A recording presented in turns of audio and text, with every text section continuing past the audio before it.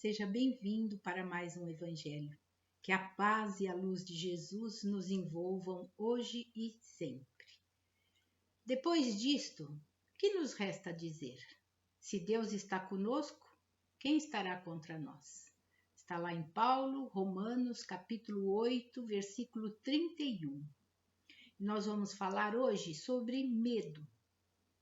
Nós nos baseamos no livro Um Modo de Entender, Uma Nova Forma de Viver, de Francisco do Espírito Santo Neto, pelo Espírito de Hamed. Tiramos alguma coisinha de lá. E o que é medo?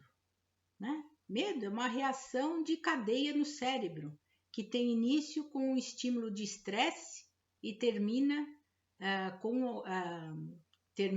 com a liberação de compostos químicos que causam aumento da frequência cardíaca, aceleração na respiração e energização dos músculos, que libera hormônios do estresse, aquela adrenalina, cortisol. A resposta anterior ao medo é conhecida por ansiedade. E qual o estímulo que pode desencadear o medo em nós? Qualquer coisa, não é? Qualquer coisa que nos assuste ou que tenhamos medo, por exemplo, barata. Para mim, assusta. Então, para mim, barata, por exemplo, né, é um desencadeador do medo ou qualquer situação de perigo, porque o medo é uma sensação natural também. Ele até é importante para nós, porque se não tivermos medo, também vamos nos aventurar muitas vezes e vamos comprometer o nosso corpo físico. Então, o medo, ele é natural e benéfico muitas vezes.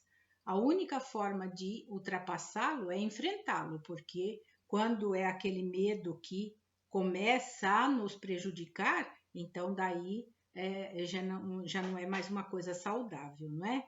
E necessário enfrentá-lo. O único jeito que a gente vence é enfrentando-o. E normalmente, quando você decide enfrentar o medo, percebe que afinal ele não era assim tão assustador quanto parecia. Como Paulo nos disse, não é? Se Deus está conosco, quem estará contra nós? Então, ninguém é maior que Deus. Não existe. Portanto, esta frase é bem clara e objetiva. Deus está conosco, então não há nada a temer. E nós duvidamos muitas vezes, não é? Quando nos deixamos levar por esse medo. É duvidar realmente que Deus está conosco. E Hamed nos diz assim: o medo pode ser definido como um estado psíquico de inquietação constante, agitação ou impaciência, a tal da ansiedade que falamos, diante de um perigo real ou imaginário. E aquela inquietação constante, agitação, justamente esse estado provoca o medo, que ele pode ser real ou não. Às vezes a gente sonha e o sonho parece tão real que a gente tem medo de que aquilo aconteça de verdade. É um medo imaginário, mas se nos deixarmos levar, vamos, não é? Perder a confiança e enfrentar o medo e saber que Deus está conosco é confiar plenamente na sua proteção. Hamed também nos diz do medo racional. É saudável, é necessário em nossa vida, ele nos protege de nossa impulsividade, de nossos atos refletidos. Esse é o medo positivo, o qual já falamos um pouquinho. Então, num assalto, por exemplo, ele nos protege da impulsividade, porque não devemos reagir, né? Então, ele nos protege, ele nos avisa, olha, não reaja, fique calmo, tranquilo e busque a paz. E somos protegidos muitas vezes pelo medo. Ao atravessarmos a rua, por exemplo, dirigindo, nós estamos protegidos. Por quem? Por Deus, nosso Pai, que nos mandou a Jesus e os nossos mentores individuais, os nossos anjos da guarda. Então, o medo pode estar servindo de base às nossas emoções e atitudes e vir a desencadear até uma síndrome quando nos deixamos levar excessivamente por esse medo. Por exemplo, depressão, síndrome do pânico e tantas outras doenças existentes na atualidade. Não que elas advenham somente do medo, é claro que não. Tem outras emoções envolvidas, não é? E o Espiritismo nos ajuda a encontrar o caminho correto para termos o medo na medida certa. Confiarmos, sabermos confiar em Deus, em Jesus, acima de tudo. Como Paulo nos disse, se Deus está conosco, quem estará contra nós? Deus nos protege, está lá, nos auxiliando. O antídoto do medo, o que é? É a coragem.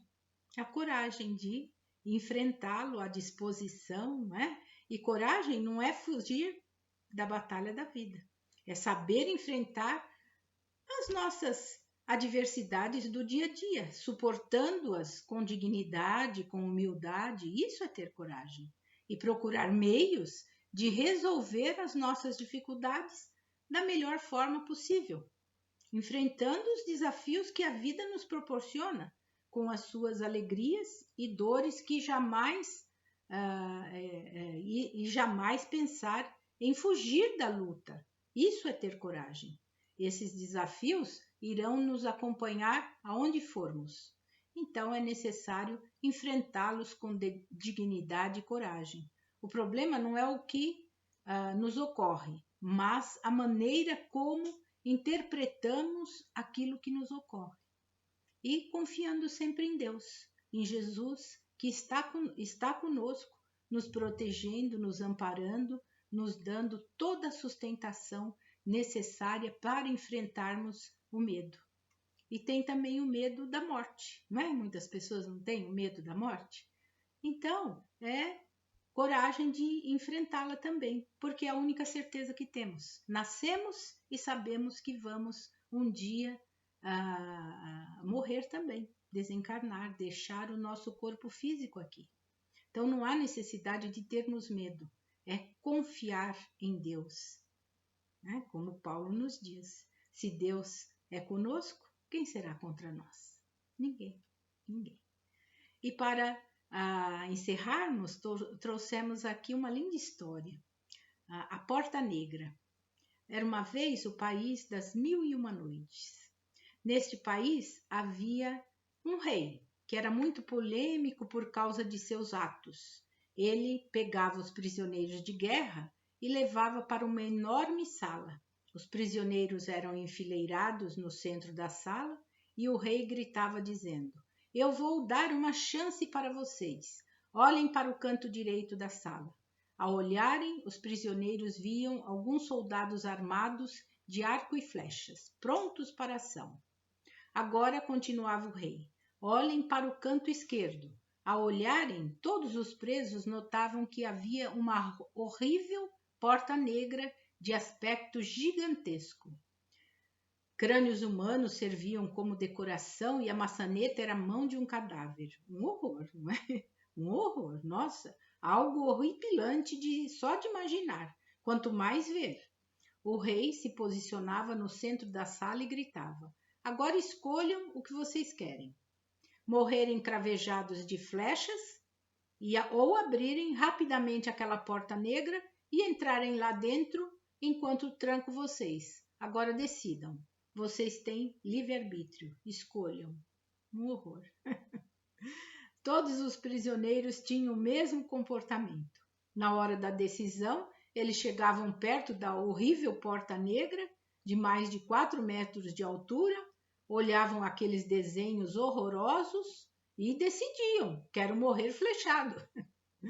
Um a um, todos agiam assim, olhavam a porta negra, ia para os arqueiros da morte e diziam para o rei: "Prefiro ser atravessado por flechas a abrir essa porta negra a ser trancado lá dentro." Milhares optaram pelo que estava vendo, a morte feia pelas flechas. Mas um dia a guerra acabou e, passado algum tempo, um daqueles soldados do pelotão da flechada estava varrendo a enorme sala quando surge o rei. O soldado faz a sua reverência, não é? Em meio, sem jeito, perguntou: "Ó grande rei, eu sempre tive uma curiosidade, não se zangue comigo. Mas o que tem atrás daquela porta negra?" O rei respondeu: "Lembra que eu dava aos prisioneiros duas escolhas? Pois bem, vá e abra a porta negra." O soldado estremeceu, virou cautelosamente a maçaneta e sentiu um raio puro de sol beijar o chão feio da enorme sala. Abriu mais um pouquinho a porta e mais luz e um gostoso cheiro de verde inundaram o local. O soldado notou que a porta negra abria para um caminho que apontava para a grande estrada. Foi aí que o soldado foi perceber. A porta negra dava para a liberdade. Né? Moral da história: todos nós temos uma porta negra dentro da mente. Para uns, a porta negra é medo do desconhecido, da morte. Para outros, é uma pessoa difícil, quem sabe até de uma frustração de qualquer tipo.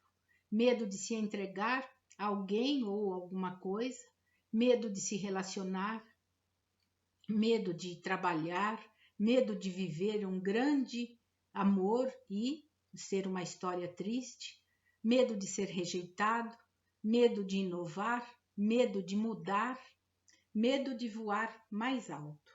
Para alguns, a porta negra é a incerteza que a falta de preparo atemoriza, ou uma trava imaginária que as inseguranças da vida fabricaram durante a educação.